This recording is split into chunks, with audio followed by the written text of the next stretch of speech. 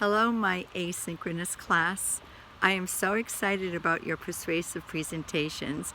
I love them, as you know I do. But what I love so much is the growth and that you are working at them. You're taking your time, coming up with great topics. The students who have been the leaders in the class from the beginning continue to maintain their leadership and are even getting even more comfortable. I can see it with the facial expressions. I can see it with your shoulders down. I mean, there are students who started off like perfect from the beginning, but if you could say the word more perfect, they're really coming into their own. And I can see it with students who started off by reading and having a hard time not reading. They are trying to slow down and look up. And if you are someone who presents from manuscript, meaning word for word, write in times to stop and look up in your presentation. You know, you might need that cue that says time to pause, time to smile, time to look up. It may seem artificial, and I'm hoping it would feel more natural, but that's okay.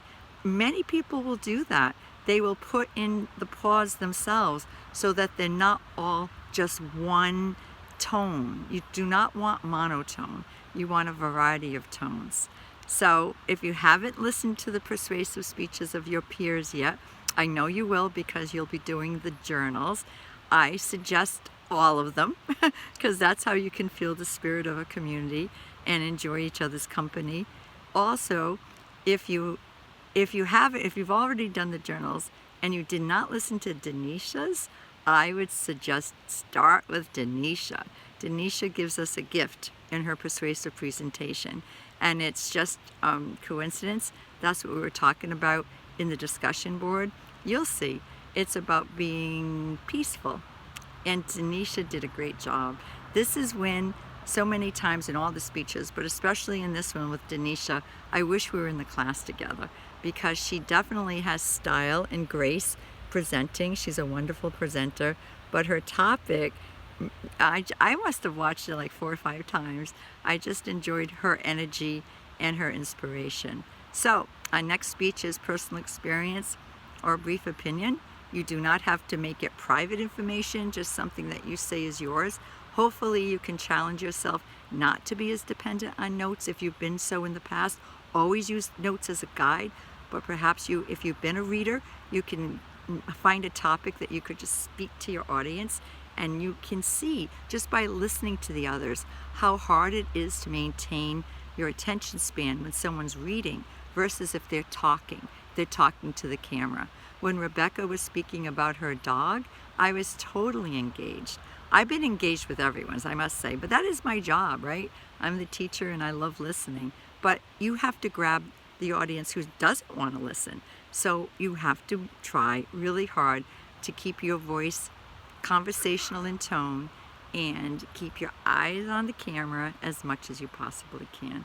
I know it's not easy, and I will tell you, when you go into a live setting with real people, you're going to find it easier because you will be able to draw upon the energy in the room, and you will be able to look at audience members that are looking at you and smiling and nodding their head, and that is incredibly powerful, and it really makes public speaking come alive. So this work you're doing with the videos is important foundational work, and you're going to find it, you're going to be all set when you go into a live-to-live setting. Oh, the other thing I wanted to say is that in 2 weeks I think it is, but November 14th, it's a Monday, is the last day for student-generated withdrawal. Now, if you're listening to my video, more than likely you're in the class and this does not pertain to you. But if you know anybody who has not been able to participate in our videos, they haven't been able to log on to VoiceThread, and they're slipping behind, they do have 2 weeks to try to catch up. But I would suggest to be realistic about what your intentions and what you're capable of doing, because I've had students who rally at the end and they think, oh, I'm going to pass this class, but they still can't get enough credit because everything is in so late to make it to getting the grade they desire, which is more than likely an A or B, right? So getting a less than grade than you expect, or even getting an F, or what we call WFs, meaning if the teacher could have given you a W, they would have, but they give you an F because that's our only thing we can do at that point. Years ago, teachers were able to withdraw students, but no longer. So only students can withdraw themselves after the first 2 weeks of school. So but there's a deadline for that too, and it's November 14th. All right, I hope you're all well. I appreciate the students who do listen to each other, because I talk to some of you once in a while, even in the emails, and I know you do, and I'm so proud of that. I'm very pleased that you've taken this class on as seriously as you possibly could with your busy schedule and the asynchronous of it all. It makes it harder for you, I know it does.